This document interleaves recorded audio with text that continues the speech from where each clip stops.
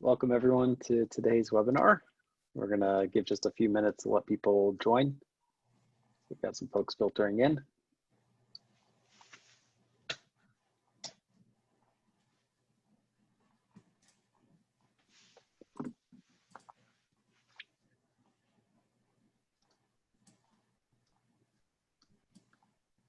Hello everyone joining. Hello, good morning. Someone's in good morning times. We're here on the East Coast and good afternoon times.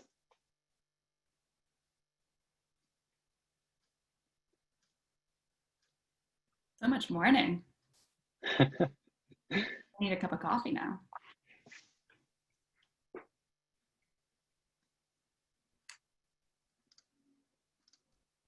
Yep, and so we've got some folks still joining. We're going to give just a few minutes before we actually get started with the webinar, but if you could let us know where you're joining from. New York City, Key West. Oh, Key West sounds pretty nice.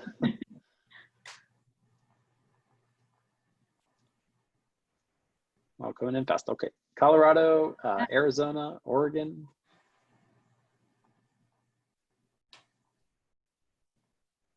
Richmond, Virginia. That's great. We're an hour down the road here in Charlottesville.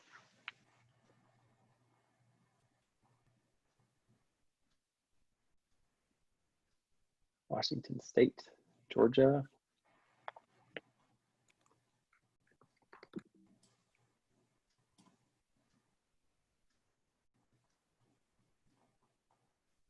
New York, Key West, California, Oregon. Welcome everyone. Okay, we're just going to give a couple more minutes and allow some more folks to join.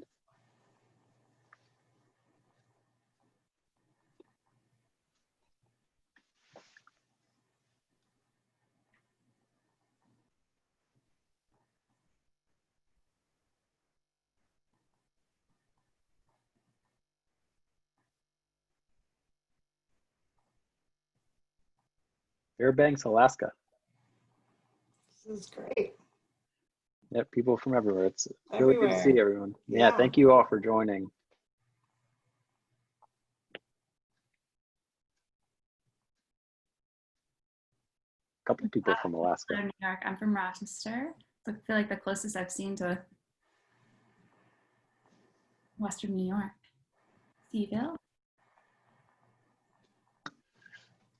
Okay, so I think we're gonna go ahead and get started. Thank you all for joining us. Happy to be here. We're happy to have you here. We're really excited for today's discussion. Today's webinar topic is Cultivating Connections After Trauma, Relationship Equity in Your Classroom. We're so excited to be joined by Amanda Williford from the University of Virginia, the Curry School of Education at the University of Virginia. And we'll get into some introductions here shortly. Okay, so welcome, and just a few housekeeping notes. Couple things. We will be recording today's session. We will send out a recording via email after the webinar concludes. We'll also send out the slides from today's session, and we will send out a link where you can go to download a certificate of attendance. That email will likely go out by tomorrow morning. We'll get that to you. So be on the lookout for that. We'll also send a bunch of links with additional information and resources that will hopefully help you out. Okay, so just by way of introduction, for those of you who are not familiar with Teachstone, I want to give a quick overview. We're an education company located in Charlottesville, Virginia. We're focused on ensuring that all students have access to life-changing teachers. We're most commonly known as the publishers of CLASS, which is the classroom assessment scoring system, which measures interactions between teachers and children. And so before we get too far, I'm going to run a quick poll. And if you could let us know if you've ever heard of CLASS, if that's something familiar to you, if you're using CLASS in some form or fashion, if you use it for either assessment or for professional development as well. So we'll give just 30 seconds or so for this poll. We've got a few polls throughout the session, and if you wouldn't mind submitting those, that would be helpful for us just to gauge who's in attendance. The other thing I'll mention is you have a couple of tools at your disposal for Zoom. There's a chat function which will show you, which will allow you to chat with us. And then there's also a Q&A panel. And so if you have questions for Amanda, please submit those via the questions and answer panel. Okay, great. So it looks like we've got some folks who are new to class, some folks who are using class to collect assessment data, and about half the folks are using class for assessment and professional development. So that's great. It's good to see such a wide variety of folks in attendance. And I think it's important just to note that, just if you're not familiar with class, this discussion certainly applies to any educator. I don't think that class knowledge is a prerequisite for today's webinar by any means. Okay, so if you are not familiar with class, the classroom assessment scoring system, as I said, is the leading system for measuring and improving teaching quality, and it really focuses on those interactions between teachers and children. If you'd like to learn more about class, please visit our website at teachstone.com. There are plenty of resources, overviews, guides to how to do class. Okay, so a quick check-in. I'm going to launch another poll. And let's just get a quick check on how are you doing today on a scale of 1 to 5. 1, not so good. 5, you're doing fantastic.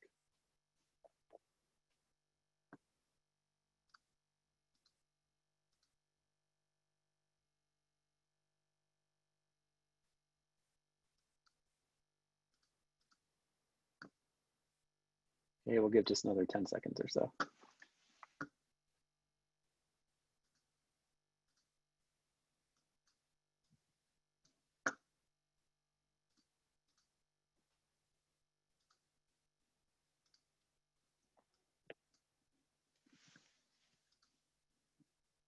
All right. So majority of folks are doing pretty well. So good to see. I love asking this question because over the course of the last 3-4 months, we've really seen a bit of an upward shift. But I think over recent weeks, it's actually trended a little bit back towards the middle as there's been additional uncertainty and stress, I think, for everyone and confusion. So thank you. And then the second, if you could just in the chat panel, send us a note about what are you most concerned about as children come back to school?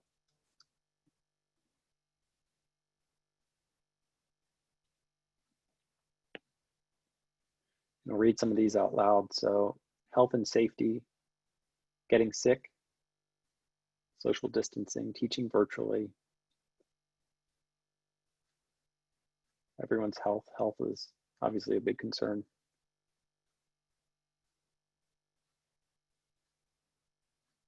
Mental health, balancing mental health.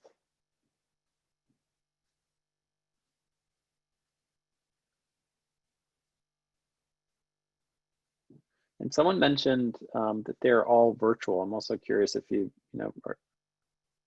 are you planning to be back in classroom settings, or is your program going all virtual? Any feedback there would be helpful. Winston, maintaining a developmentally appropriate environment while trying to maintain health and safety restrictions. That feels like it sums up a lot of things. Yeah, that is an impossible task. It's what a challenge. Virtual in classrooms, in-person classrooms. So I think that's the challenge. Richmond is all virtual for first semester. I mean, we were just talking before everyone joined. It's like the climate and the situation changes. It seems like daily, weekly now that it's so hard to know what the future looks like. Concerned about kids' health, some virtual, face-to-face. Great. Okay. All right. And so one last poll, and then we're going to get into today's discussion. But just so we have a good idea of who is in attendance and what your role is, if you could just let us know kind of what your role is. I'll share out the results from this poll, and we'll give about another 20 seconds or so.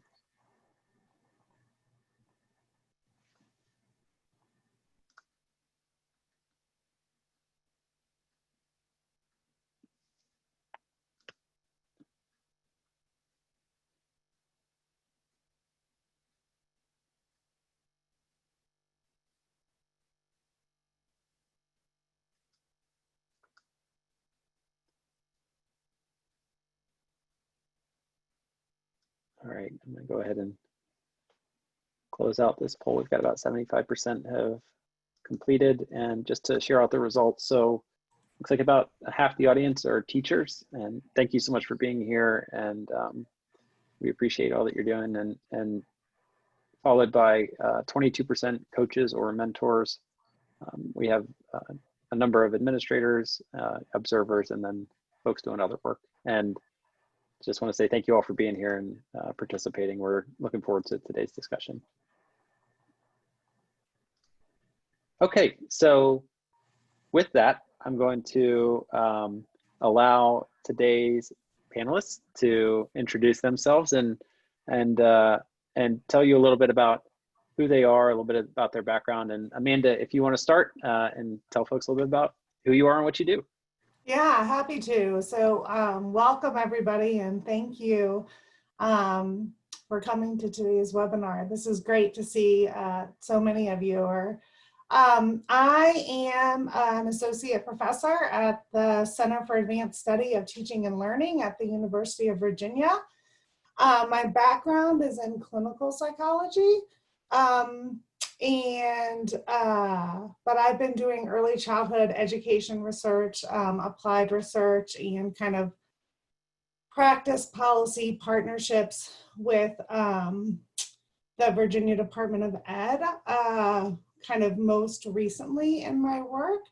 But my kind of background is in supporting children's early self-regulation skills, and supporting kind of teachers and adults to work with kids so that children who kind of struggle to kind of regulate themselves emotionally and behaviorally can kind of thrive in a classroom and at home. And I think I come to this work not very far from kind of where I grew up. My mom was a director of a childcare for 20 years. She got her early childhood associate degree while I was in high school. So I have been kind of close to this work for a really long time. Amanda, we're super glad to have you here. I'm Liz. I'm the program manager here at Teachstone for, I manage the class learning community and our conferences like the Interact Class Summit. I've been with Teachstone for about 2.5 years. And before that, I was an elementary school teacher and did that for 8 years. And before that, worked in childcare centers. And so now with 2 youngish children of my own, I feel like I've seen sort of the whole gamut of impact. I'm glad to be here. Yep, great. Thank you both. And with that, I'm going to turn it over to Liz to introduce today's discussion topics, and then allow Amanda to share some of her expertise. So we are going to try and cover a lot, even though we only have 40 minutes or so.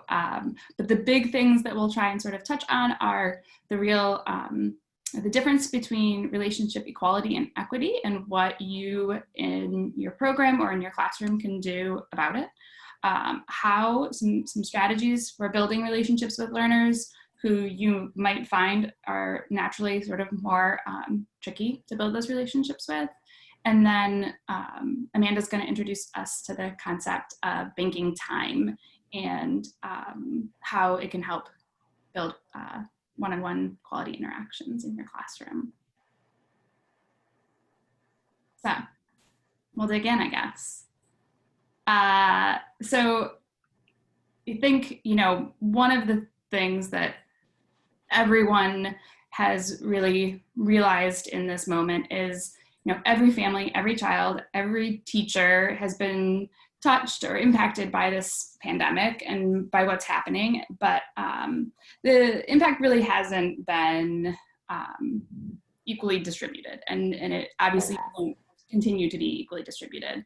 And I think when we think about that, we think about equity in education and what that means for our students and for our teachers going back. And one of the topics I heard you speak about that was so interesting, because I don't think I had heard it phrased that way, at least, is the concept of in classrooms relationship equity. And so I was hoping you could just sort of kick us off by telling what relationship equity is in terms of in a classroom.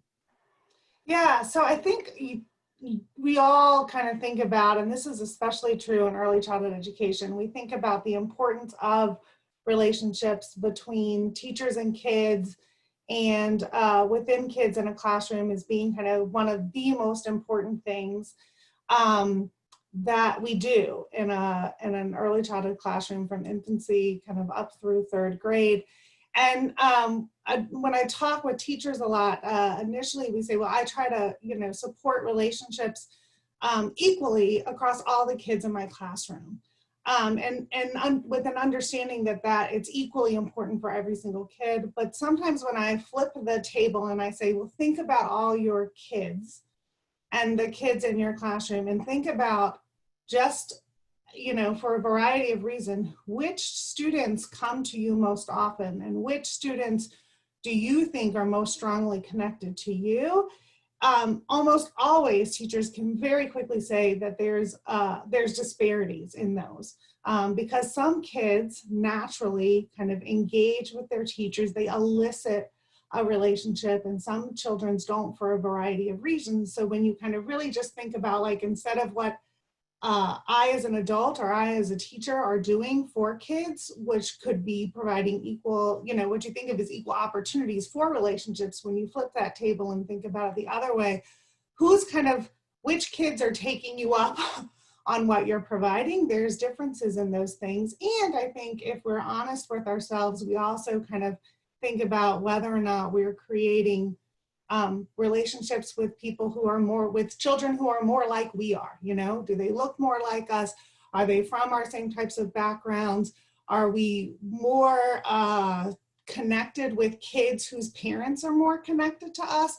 So if we think about all those things, we very quickly see that that not every kid in a classroom has an equally strong relationship with us. And more importantly, the kids who might benefit the most from that strong relationship might be the exact same kids who don't have that strength of connection. That's awesome. It made me think of, in teaching, you can't just teach a lesson and assume everyone learned it. You have to differentiate. Like, just because you put out information doesn't mean everyone took it in the same way. And it's the same thing. You can't just put yourself out and assume everyone will connect with you on that same level. But it's interesting how much, as a teacher, we talk about teaching differentiation, but not how you might need to do that with your relationships. That's interesting. Yeah. So with this being part of a trauma-informed webinar, how do you see the relationship of relationship equity in a classroom to being a trauma responsive or trauma informed teacher? Yeah, so I think, within trauma informed care, we know that kind of sensitive and responsive relationships form kind of the base of being kind of trauma informed and being a trauma informed teacher and an adult who provides care. And we also know that relationships serve as regulators for kids, they actually serve as regulators. These teacher-child relationship, it serves as kind of a co-regulation tool. We know that teachers help to regulate children. This is adults regulate children. This is more important as children are younger. So if you think of that birth through third grade. And we also know that children impact our own regulation. So if you think about that regulation system and whether or not the adults and the kids are kind of co-regulating and regulating with each other, that's just critical, and it's part of the relationship. So having a relationship is key for that co-regulation to be able to occur. And when that relationship gets out of sync, or when those interactions get out of sync, you see kind of you have the kind of risk of co-dysregulation, which both kind of children can't feel safe and supported in the classroom if they're dysregulated, and that we have to appreciate that also impacts us as adults. And if you think about kind of where we are right now in the situation of a global pandemic and not knowing what's going on, you can kind of see how it's really hard for us as teachers or adults to be really good co-regulators when so much is happening that stresses out our own physiological demands of our systems. So thinking about it that way. Yeah, this feels like a really a big undertaking. And like, it's always hard to stay calm in a stressful classroom situation, and how much more of a challenge or ask that is when you have everything that you're bringing with you to that setting. So with that, strategies. What do you recommend for a teacher who might be coming into the classroom with their own anxieties and worries, and potentially their own trauma that they've experienced over the last few months, and might look around their classroom and realize that there are children that they're not naturally connecting with, or children that seem withdrawn, or that they haven't built a relationship with for whatever reason? What do they do? That's a big question, right? You don't have one sentence that answers that? I think one thing, and this isn't really part of like this session, but when you think about, I just am thinking back to all the chat and all the folks who said that their biggest concern right now is around health and safety, and their own health and safety, potentially walking back into a classroom. That I do think, we'll talk about specific strategies to be very intentional with making a connection to individual students, which I think is all the more important right now. But the kind of need for teacher kind of self-care and being able to do small things for yourself to kind of help you, be as regulated as you can be and feeling as safe as you can be where you are is just also kind of critical in that task and strategies. And it's a piece where I think teachers in particular, often because your work is so service oriented and you're thinking about your students all the time, but we are in a time when like thinking about yourself and your care is so critical. And so I just think in order to be a good co-regulator and in order to establish a relationship, you have to be, you have to kind of take that self-care for you also. Sorry, I just like diverted a little bit. That's talk about, but it felt important. All right, so let's imagine that I'm feeling self-regulated. And that I have taken care of myself. Now what strategy might I use to support that child or to build those relationships? Yeah, so I think one thing that we talk about, and we'll talk a little bit about banking time, but is really to kind of take that snapshot of the students in your classroom, because some students will be connected to you and you will know, you'll feel it like, this student has, they're always with me. They come to me when they need something. They they talk to me, and you'll feel that connection. But doing that scan, I think initially, that scan of like, well, who do I not know as much about, and who doesn't come to me quite as much, or who, because I have to kind of help them regulate their behavior more often and keep them safe, do I feel like I am most likely giving much more redirection or correction to versus just the kind of positive regard things, and how do I need to balance that to make sure that I keep a strong relationship while I am doing my job as being a good teacher and instructor with a student. So I think doing that initial scan is super important, because you don't have to spend additional time building strong relationships with the people who you have strong relationships to. Those interactions are happening. But in that kind of differentiation of relationships, really thinking about what you could do to strengthen a relationship that's not there, and provide a resource or provide what we call kind of relational capital to yourself and a student for who might really need it. Interesting. And so,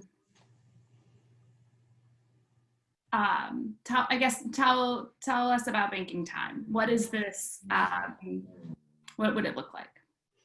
Yeah, so banking time is really a specific strategy for students who you are kind of struggling to connect, or you feel like a student is struggling to connect with you for whatever reason. We've studied banking time for students who teachers see as displaying kind of challenges in their regulatory behavior, or and we know that it's effective for that. But I would say, like, you should think about banking time for any student who might not be as connected to you as you want, number of reasons.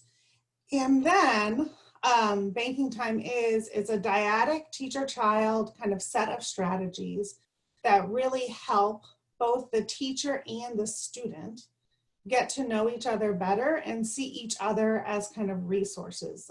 So we think that the student or their child definitely learns to see the teacher as a resource in the classroom in ways that they maybe haven't seen before.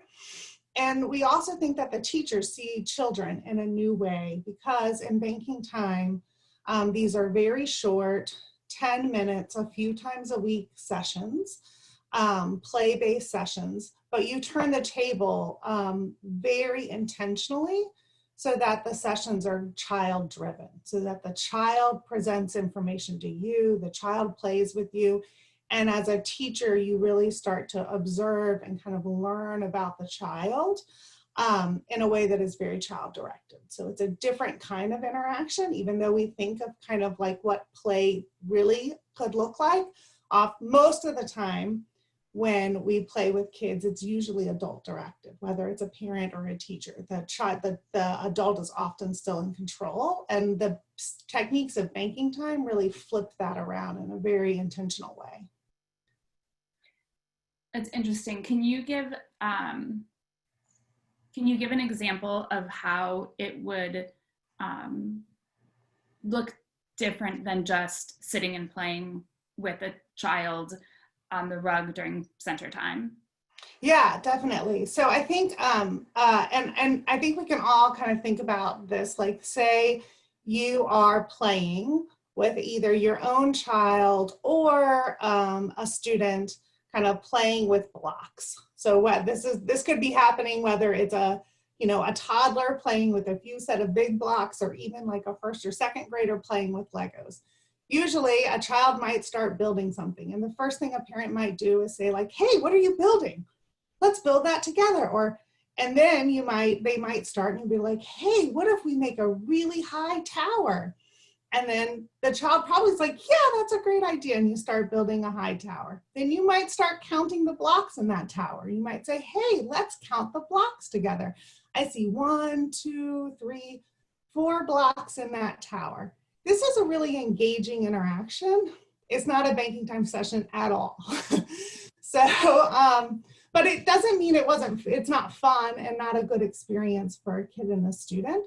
But in a banking time session, that play would be very different. So you might still have the same set of blocks, but instead you would sit with the child, and just the first thing that we would say to do is just sit back and observe. Don't do anything. Be quiet, don't talk, and see what the child does.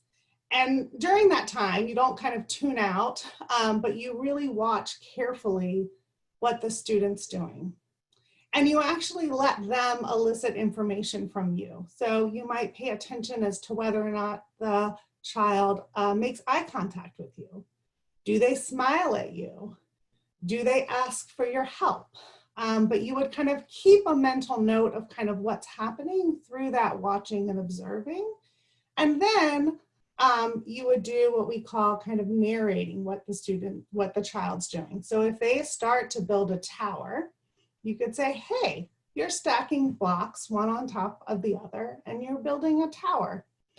And you would stop there. So you wouldn't kind of give suggestions on how to build the tower, or what to do about the tower. And then say the tower falls down. In a regular session, you might be like, oh no, it fell down. I'll help you build a new one. Don't worry, I'll help you build a new tower. But in a banking time session, what you would do is if the tower fell down, you would kind of sit and watch. What's the child's reaction to that tower falling down? Do they kind of shrug their shoulders and start building it up again? Do they look sad? And if they do look sad or they seem okay with it, again, you might narrate what that feeling is. Oh, you were working hard on that tower and it fell down, but you just started building it right back up. Or that you were building up that tower and it fell down and you seem pretty frustrated about it right now. So you'd kind of label the emotion. And those are just some of the ways that the sessions kind of look a little bit different in banking time. And then the last thing that's important in a banking time session that's different from a regular session is that we really want teachers to think about what a student would need from you or a child would need from you during that session and try to make that explicit in a banking time session. So if we go through this kind of blocks or building again, if what you really want a student to know about you and the relationship is that I'm here when you need me, you could make that statement as they're building their tower. And if it doesn't seem to be working out, so you could kind of say, oh, you're building that tower and it keeps falling down. I'm here for you when you need me. And then again, step back, wait, and see how the child elicits the information from you. It seems so simple and yet so would be so challenging. I'm thinking as a parent, I'm like, well, if I'm playing blocks with him, it is child directed. He chose blocks, I didn't.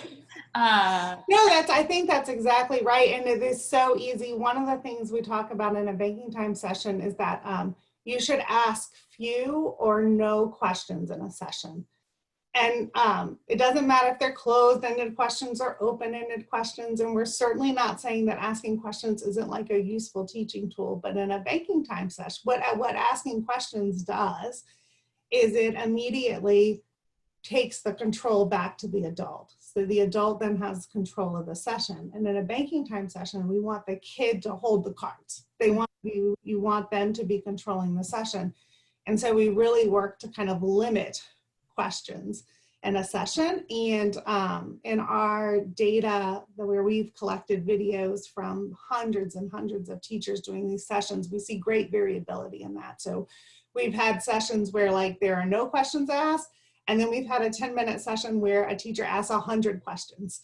And so it can be just really hard. It's just something that we're kind of primed to do, is to investigate and ask questions and gather information in the session.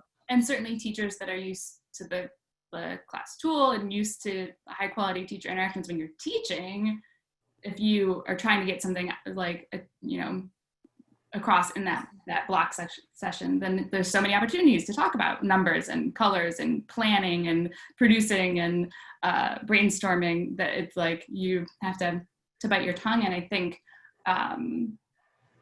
it's a good challenge to try and be really present, but not controlling the situation.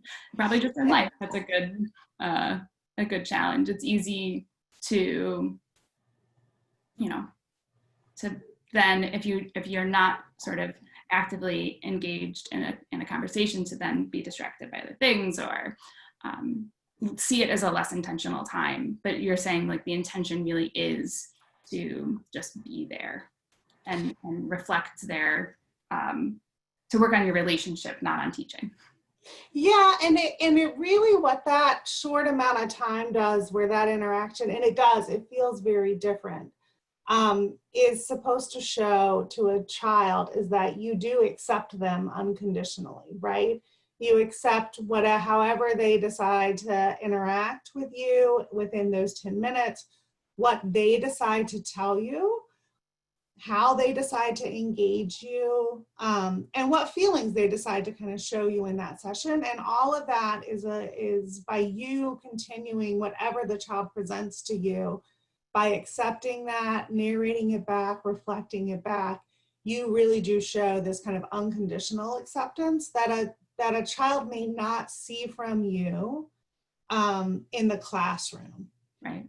when you are kind of instructing. And this can be particularly true for kids who just need more redirection and correction, because even if your, corrections are constructive and whatever, what the message that a student can get if they're getting a lot of those is that I'm not good enough the way I am, and I need to shift what I'm doing constantly. And so these types of sessions just kind of reset that, like, oh no, there's a space in which I'm okay just as I am. And I know then these sessions make it very explicit to the child. The child sees that acceptance. And then when you go back to regular interactions in the classroom, that knowledge and that relationship and that bond and that knowing from a child is there and kind of stays with them back in the classroom. That's awesome. So in your research, what benefits would a classroom or a program or a teacher see potentially in like this sort of intentional strategy, as opposed to a teacher who might just, choose to spend 5 minutes playing with the child in a sort of less structured or intentional? Yeah, that's a great question, because in our last efficacy trial, so we did a large kind of randomized controlled trial where we assigned teachers to 3 conditions. So we took about 150 preschool teachers across private, faith-based, Head Start, and state-funded preschool programming. And we assigned them to either business as usual, do what you typically do in the classroom, or conduct banking time, or we had another condition which we called child time. And that condition was exactly what you said, like do whatever you want, just spend 10 minutes of individual time with this student. And the goal for that particular trial was to really look at whether or not children's kind of self-regulatory and behavioral competencies improved as a result of this intervention. And we found some really interesting things. The first thing was that teachers in both the banking time and the child time condition reported that children's behaviors improved as a result of spending time with them. And both banking time and child time teachers found the interactions really valuable to them. The differences that we found between kind of banking time and child time were, one, only in the banking time sessions did we see teachers' interactions with students become less controlling. So what basically we saw in banking time was that teachers were less controlling in their interactions and student behavior improved, whereas in child times, teachers' interactions stayed the same, but they still reported that child behavior improved. And then the other super interesting thing that we found, so I had a postdoc at the time, Bridget Hatfield. She had a sub-study where we looked at children's cortisol, which is a stress hormone, for students. And what we saw, so your stress hormones, your cortisol is supposed to decrease across the day. It's supposed to go down.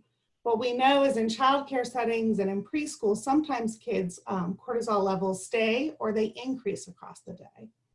And what we found was that only for students in the banking time condition did we see a decrease in cortisol across the day. And for both kids in the business as usual classroom and in the child time condition, we didn't see that stress reduction. So we think that there really is something kind of important happening in a banking time session that's over and above just spending individual time with students, although we saw positive effects for just spending individual time with students too. Wow, that's interesting, and ties so well back to like the theme of our series of trauma responsive care. If a student is coming to you with adverse childhood experiences, likely has higher stress, likely has higher cortisol, likely is sort of at a naturally high state of stress, to have something that is, taking 5-10 minutes and having a positive impact on that feels like a really positive thing. No, I think that's right. It was that physiological regulatory response that we think is happening in banking time, potentially happening kind of under the skin, that you might not know if you were just looking at kind of teacher report or kind of our even observations, but what is happening kind of physiologically for a student, which I think, like you said, as that relates to trauma-informed care, you don't always know. You don't know which students are physiologically distressed because they may or may not show it behaviorally. But banking time we have some evidence where it seems like that can have an effect to kind of calm that neurological system that might be elevated. Yeah. So this obviously sounds like something that is beneficial.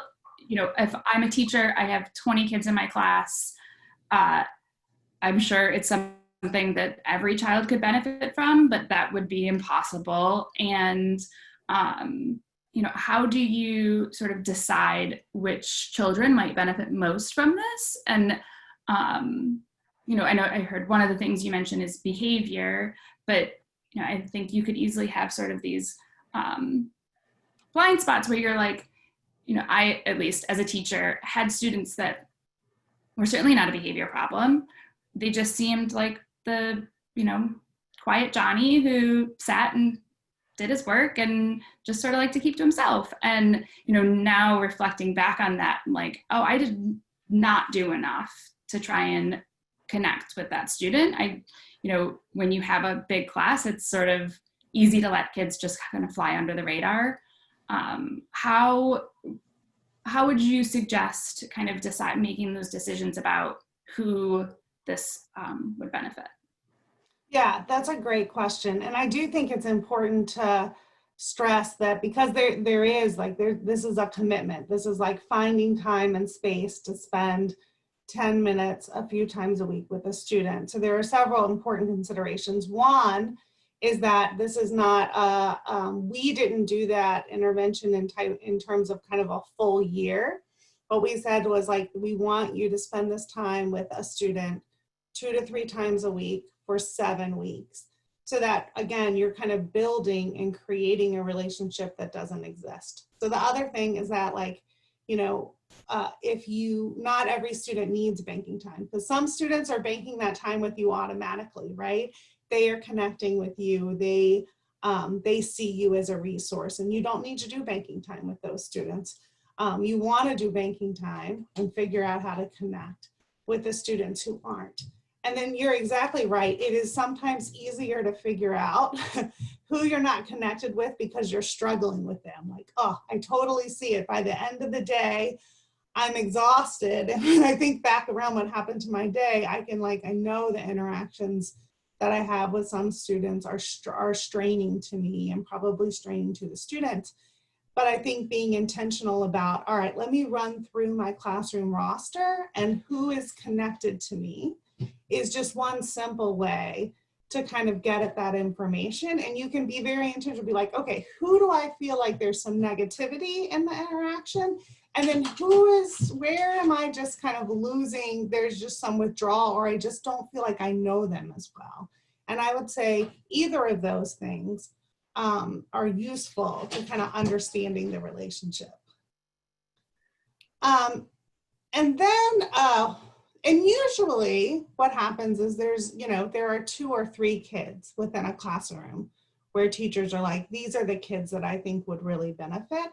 And in our experience, and this wasn't without work, but kind of like working with your program director, principal, things like that, we were across kind of all settings able to kind of get enough resources so that a teacher could spend that time with a student. Awesome. So I'm aware of our time ticking, and I have one question I want to make sure I get to.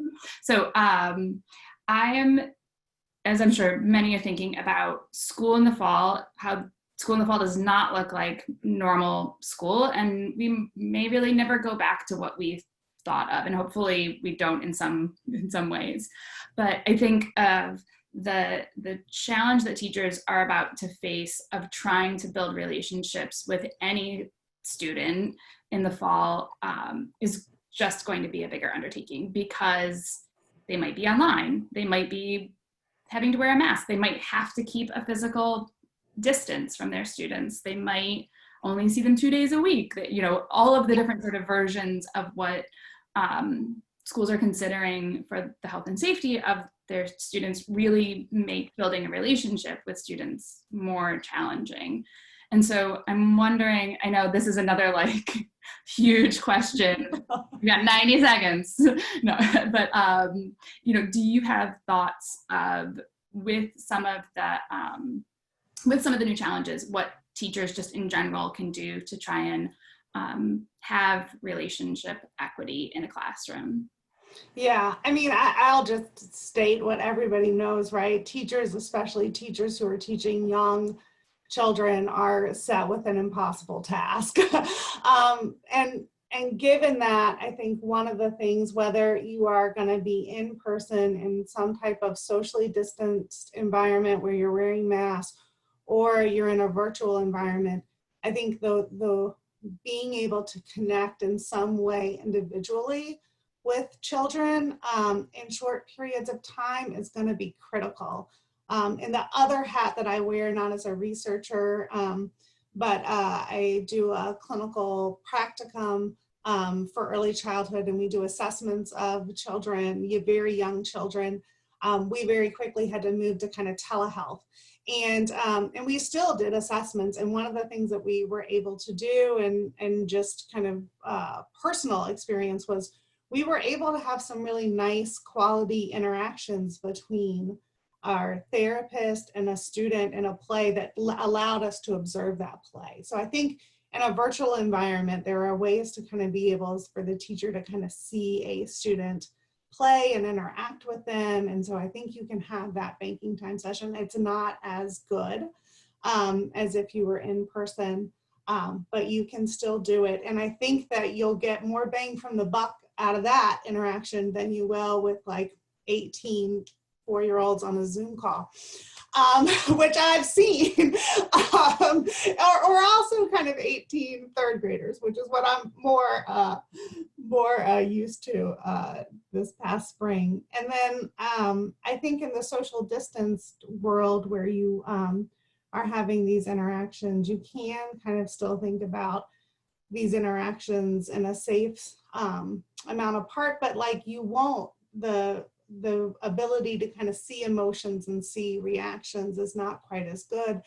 So you may have to kind of do more kind of physical visuals, thumbs up, or just, you know, again, I think that acceptance part of the play kind of still holds.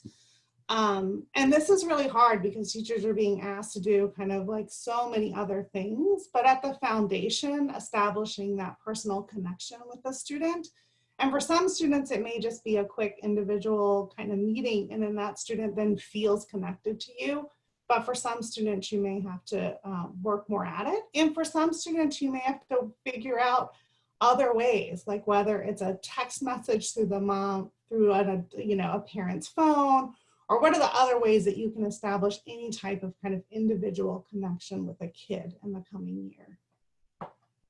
Yeah, and I think, you know, one of the things everyone is seeing is just that the social emotional aspect of teaching is what's going to be the priority moving forward, of, you know, that just checking in on everyone's sort of well-being and how to build those relationships back is going to be, you know, priority number one. And those are good suggestions. And I think, you know, I like the idea of thumbs up. One of the things I think about is like, one of the strategies we talk a lot about is like a morning greeting when someone comes in the door. Like we've seen the adorable videos of like choosing between high five or hug or, you know, handshake, and, you know, things like that build that connection we might not be able to do. You might not be able to give the kindergartner a hug or a high five. And so you know, thinking about what some of those things can transition to. Do you have any sort of last suggestions or things that I should have asked, or things that you were hoping to share? No, I just, I know there are a lot of teachers on the call today, so I just want to tell them thank you for all that you have done and all that you will do for kids, and I know that these relationships and interactions will be foremost on your minds and how you will do it. And I suspect that we will all learn from you and how teachers kind of individualize that for themselves and then for their students. But it's going to be a lot. But I will say, like, if I had to put my stake in the ground on anything coming out of this year for a young student, is that if they can come away from the school year knowing that their teacher cares about them, and that that relationship can be solid despite what's happening right now, it will just make their future years of schooling much easier down the road. For sure. Yes, thank you to teachers. Always. My daughter just this morning, like out of the blue, was like, I hope my teachers do another one of those car parades. I miss seeing them. It's like, oh, like I miss them too. Winston, were there any questions in the chat box we should try to attack? I know we're short on time, so we could also wrap it up. Yeah, we are kind of running out of time. We do have lots of good questions, and so it's always the case with these. No, you're great. I wish that we had like another half hour or hour, to talk to Amanda. Let's see. One question that came up: any suggestions for avoiding our blind spots in the classroom? Yeah, so I think that's a great question. So I think being just quick. Way to do that and being intentional about that really is running through your entire roster of students every once in a while, because if not, we just work on kind of our own assumptions and we kind of see what we want to see. But if we really are thoughtful around every student in our classroom, and then the other thing that I think is just to kind of be very intentional about just trying to dispute your own kind of basic assumptions about why behaviors are happening, right? And if you can kind of do that, like why, what's happening in this interaction? Because we make automatic attributions about behavior where we assume that other people's behavior, and this happens whether it's adults or little kids, are kind of causal and stable and, deserving of blame. And if we can kind of think about interactions where there's some negativity and be like, okay, let me just like think about the alternatives to all of what I'm like automatically thinking, that's one way to kind of hit our blind spot. That's great. Thank you for answering that. And we do have lots of other great questions. I want to make sure that we have time to kind of wrap things up and share some additional resources. So I think we're going to conclude the discussion with Amanda now. And Amanda, just thank you so much for sharing all this great information. We've had so much good feedback in the chat that people are so appreciative of your insights and suggestions, and really appreciate your taking the time. And we do have a few other updates to share with you all. So one is, if you have missed some of our other webinars in this trauma-informed series, we have some phenomenal speakers who have presented over the last few weeks, and we have one more to go. So this is number 4 in a series of 5 webinars around trauma-informed care. And I'll go through the ones that have happened previously and give kind of a quick rundown of those, and then also promote the one for next week. So one that happened at the beginning of July was supporting teachers and young learners as they return to classrooms. That's really class-based strategies. That was from Bridget, who's our CEO at Teachstone, and Lawanda, who's also a Teachstone class specialist, and had some really good class tips there. We also talked to Jimmy Benza and Amber Ricks from the Laurie Center about the impact of trauma on behavior. So that was another great discussion that happened in early July. Last week, we had another great discussion with Ioma Iruka from High Scope around becoming an anti-racist, anti-bias, trauma-informed educator. All of these webinars are available on our website on demand. And I will copy the link here and send it in the chat. I would encourage you to check those out. Like I said, you can register for any of those webinars that have happened already and immediately be able to see the recording of that webinar. And then coming up next week, we have Promoting Resilience and Hope in Times of Trauma with Rachel Wagner from the Devereaux Center for Resilient Children. So the link to register for that webinar is also in the link that I just sent. We'd love to have you join us next week. So we have a few trauma-informed solutions. So these are trainings. We had some people ask, are there trainings where I can learn more about banking time and these tactics that Amanda's talking about? Good news, Amanda actually participated in the development of our new Interactions at the Heart of Healing Trauma-Informed training, which is an online course with 4 different modules around the very same topics that we've been discussing in this trauma-informed series. So if you've enjoyed the content in this series, there's way more in the training. It's really well organized. It's a phenomenal course that we've been developing over the last several months. In addition to that online course, we are also offering a Transfer to Practice webinar, which would be a direct hands-on webinar experience with your program and your staff, where we could talk about the training and how to put that into practice. So we're really excited about these new trauma-informed offerings, and we think they're going to be really, really helpful. I will send a link to the Interactions at the Heart of Healing page on our website where you can learn more. And lastly, we also have an emotional support kit. So if anybody's familiar, we have an instructional support kit that has all kinds of objects that you can use in the classroom to help promote the instructional support work that you're doing. We've done the same for emotional support. So this is a new set of tools that you can use in the classroom, and I'll include the link to that in the chat as well.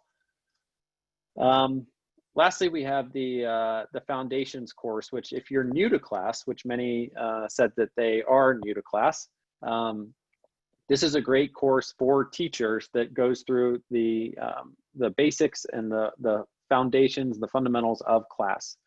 So I've included the link there. That's an online training course that's really, really well organized, really easy to get through. It's a phenomenal course with lots of video footage, interactive elements, and would encourage you to check that out.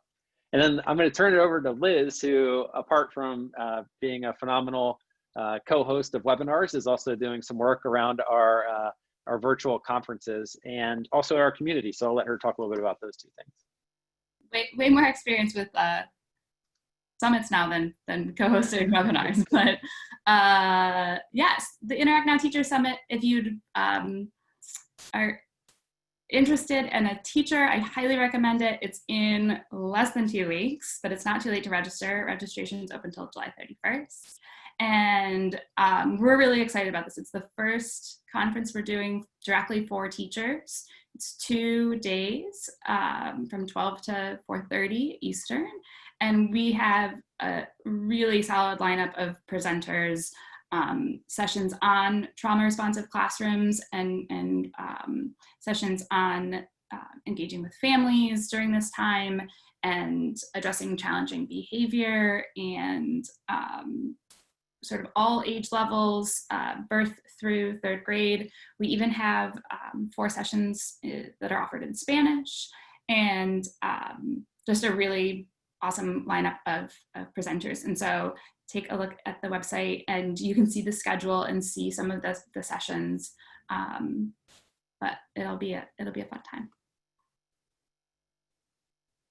Oh, and the class learning community. So I am the community manager for our class learning community. This is a totally free, anyone can join online community for educators where most of the conversation usually is around class, but there's really good conversations going on right now about what do different programs look like and what are they doing as they return.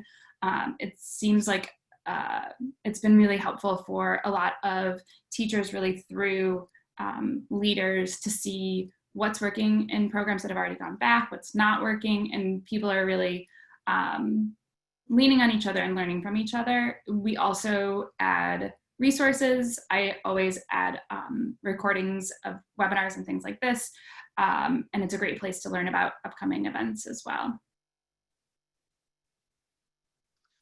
That's great. Thanks, Liz. And yeah, I would, we've been presenting these webinars, and so often we say, wow, the feedback that we get from attendees is so great, and there's so many good ideas.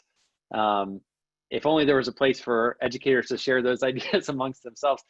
There is. We created it as the class learning community. Liz has done a great job of growing that community of educators who are sharing ideas. There's lots of great resources. It's totally free. It used to be part of kind of our subscription packages. You got access to this community, and we thought, well, let's just open it up to everybody. So it is a growing, thriving community of educators with lots of great information. And with that, I think we're going to wrap up. I will leave one last poll on the screen, my PowerPoint. So also thank you for attending, for everyone for coming and joining us. This has been a wonderful discussion. I hope you found something of value out of it. I think by the comments that we've gotten directed towards Amanda's content that you have. And so again, thank you, Amanda, for your time. Thank you, Liz, for facilitating discussion. I'm going to leave one last poll up on the screen. If you are interested in any of our